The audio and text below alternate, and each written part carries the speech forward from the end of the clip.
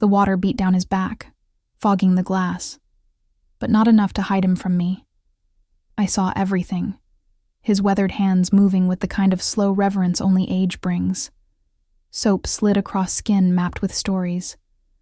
My pulse pounded like thunder in my ears. My legs were shaking, and when his eyes met mine through the steam, I should have turned away, but I didn't. I stepped in. One breath, one moan, one devastating, forbidden instant. I screamed at him. I said, "Jack, I'm shaking. I came 6 times. Please, stop." But he just stared at me, lips parted, breath thick with hunger, and my knees buckled right there on the tile. Yes, I slept with Jack, my 60-year-old neighbor, and now I'm living in the aftermath. To those of you watching, thank you, my subscribers, the ones who've stayed. Your support is the reason I can say this out loud. And to those who keep coming back but haven't subscribed yet, after this confession, maybe you will. This channel runs on honesty and combustion, and I'm burning. Please, after this, leave a comment. Tell me, have you ever wanted something so badly it scared you? Let me take you back. My name is Claire. I'm 52. I live in a sleepy cul-de-sac in South Carolina. I've been married 26 years to a man named Howard. Reliable, predictable, always home by 5.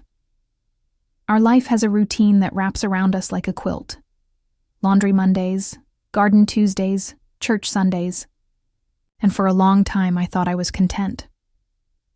Until he moved in. Jack, 60, widowed, tall, silver hair, deep voice, the kind of man who probably got into fights in bars when he was young and probably won, the kind who still carries danger in his silence. The first time I saw him, he was shirtless, fixing his sprinkler. I noticed the lines across his chest, the old scar down his ribs, the veins in his arms, like ropes that had held up something heavy. He smiled. I smiled back. That was 6 months ago. And 6 months was all it took to turn me from a faithful wife into the woman who would crawl across a neighbor's bathroom floor, begging for more while shaking with shame. It started on a Wednesday. Howard was at work. The house was quiet. I had just baked banana bread, the air still warm with sugar and cinnamon, when my phone buzzed. Jack. Water heater's busted. Can I use your shower? It should have been nothing, but I stared at that message. Typed, "Sure, door's open." 10 minutes later, he walked in with a towel over his shoulder and that same half smile. I offered him the guest bathroom. He ignored it, went straight to the master, and I followed. God help me, I followed.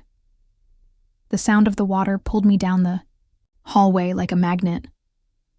I stood outside the door for what felt like hours, breath caught in my throat. Then I cracked it open, just to speak, just to redirect him. But I couldn't say a word.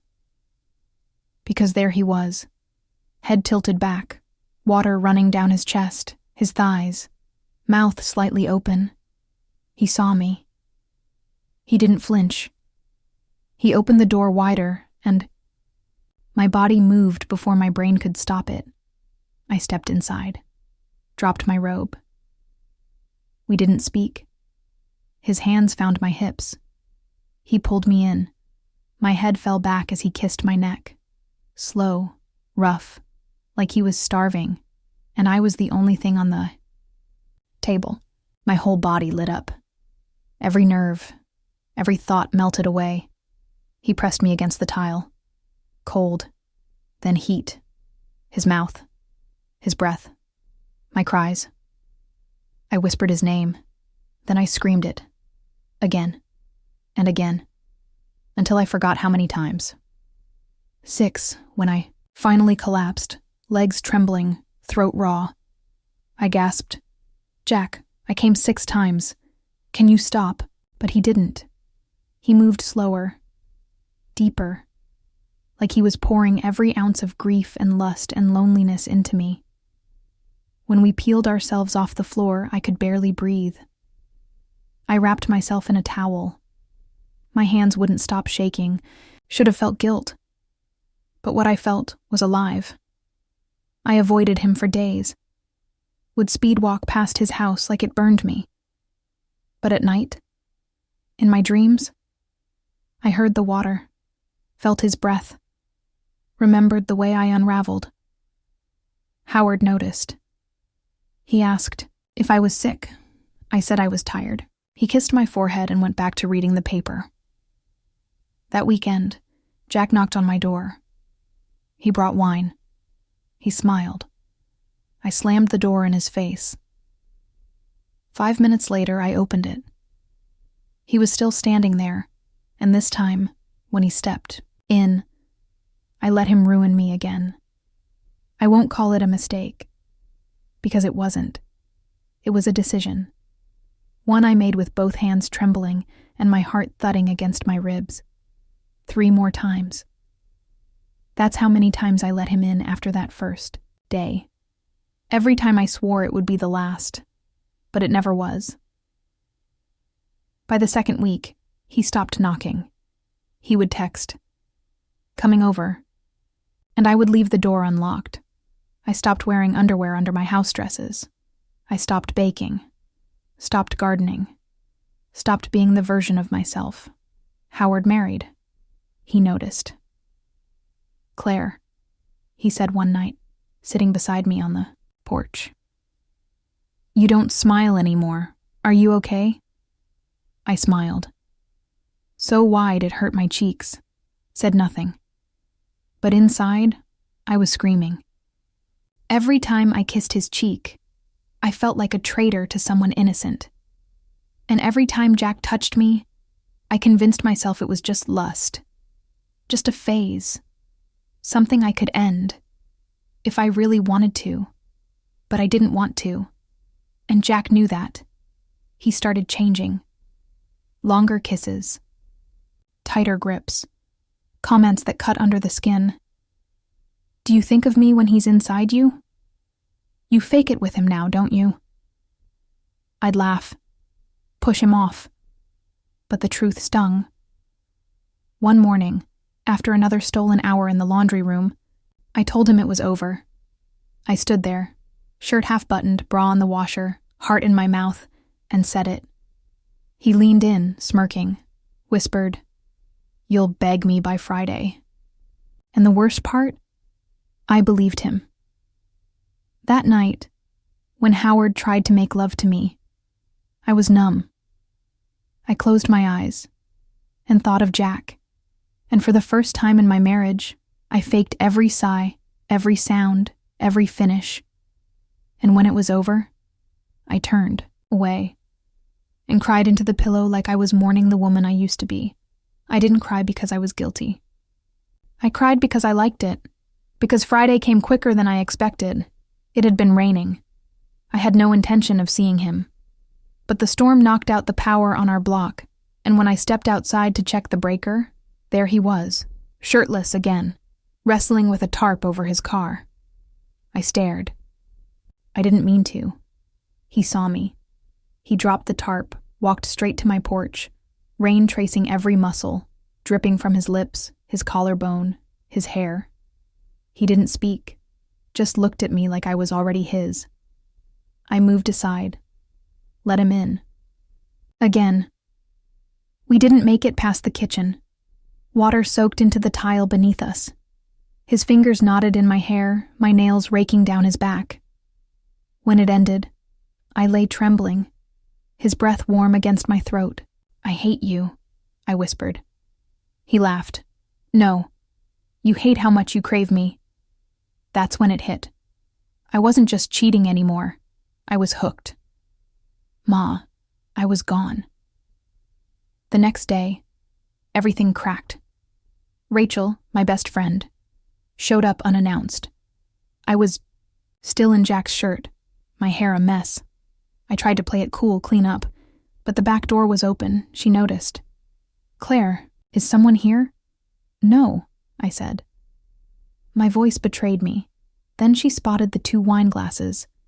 She didn't shout, didn't slap me like I deserved. She just looked at me with this disbelief. And then, "How long?" I crumbled. I told her. Everything. The first time in the shower, the kitchen, the laundry room, even the time in the back of Jack's truck by the woods. Her hands shook. "Claire, he's old enough to be your father. And Howard, he adores you."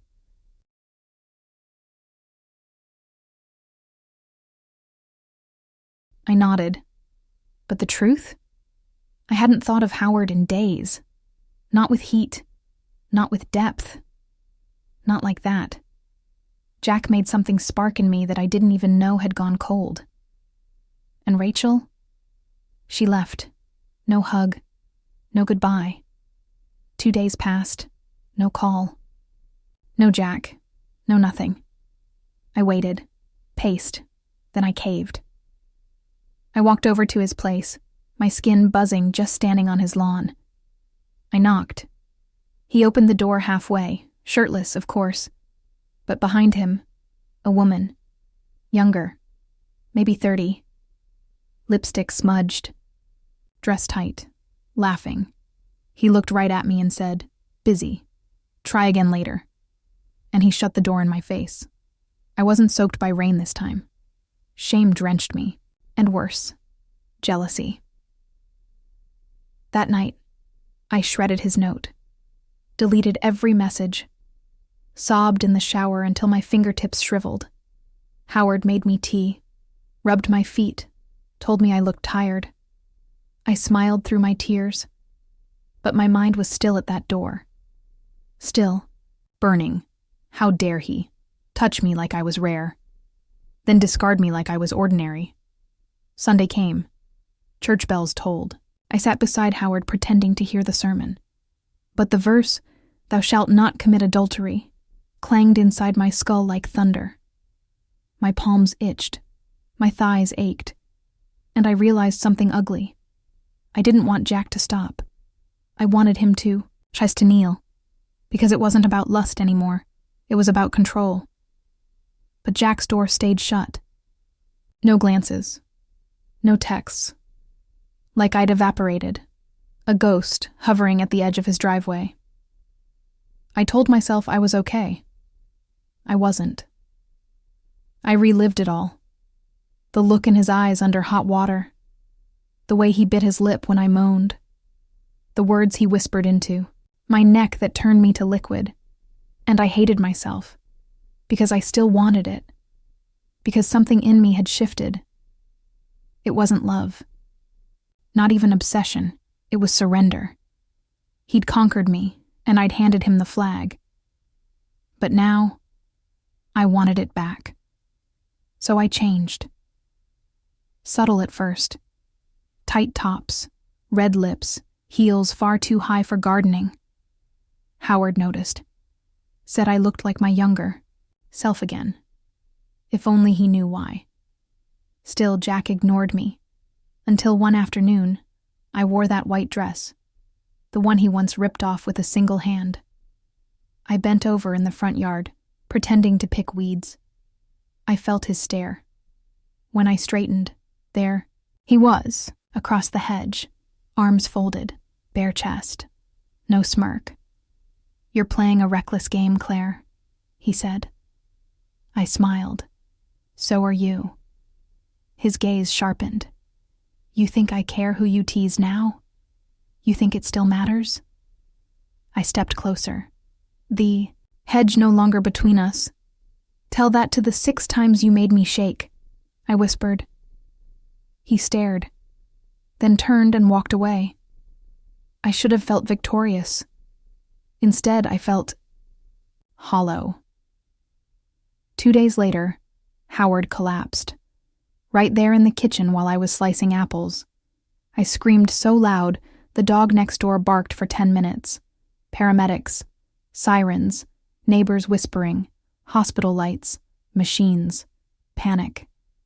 It was a mild stroke. Stress, they said. Recoverable.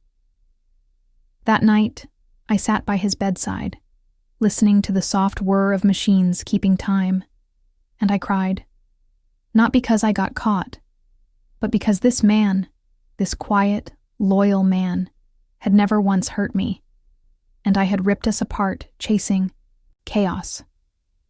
Jack never showed up. Not once. I stayed there, Ma, 3 days straight. And on the 4th, when Howard came home, I made a vow. No more shadows. No more lies. I'd fix this, even if it killed me. I avoided Jack like he was dead. Stopped wearing lipstick. Started praying. I cooked. I sat beside Howard at night and listened to his breathing, like it was a hymn. I cried when he was too weak to lift my hand. And when he smiled, again, really smiled, I felt peace. But peace is fragile in a house cracked by betrayal. Rachel showed up on a Sunday, eyes blazing. "You need to see this," she said, thrusting her phone into my hands. A photo. Jack and my niece. Not just any niece. The one who stayed with me last summer. The one who giggled with Jack in the backyard. I thought they were just friendly. But now I knew. It had never been about me. It was always about the game. I was just another move. I screamed. I cried. I hurled the phone across the room. Rachel held me while I crumbled. "You have to tell Howard," she whispered. "No," I said. "It'll kill him." She looked at me with pity. So will the silence. That night, I did the only thing I could. I wrote Jack a letter. No begging, no venom. Just this. "You broke me, but I handed you the hammer. I'm done now. Burn in your own fire." I set it ablaze in the fireplace and watched the ashes swirl. Howard slowly got stronger, walked more, smiled more. One morning, making pancakes, he wrapped his arms around me from behind and whispered, "I don't know what happened between us, but I'm so glad you came back." I choked on my breath, and I knew right then I'd never tell him, not to save myself, but to save him, because some truths don't heal, they shatter. But fate keeps score. 2 months later, Jack's house went dark. No music, no women, just stillness. Then, the cops came. Turns out one of his girls, too young. They cuffed him, dragged him out into daylight. Neighbors gasped. And me? I stood behind my curtain and smiled. Because pleasure has a price. And Jack, he was finally paying his.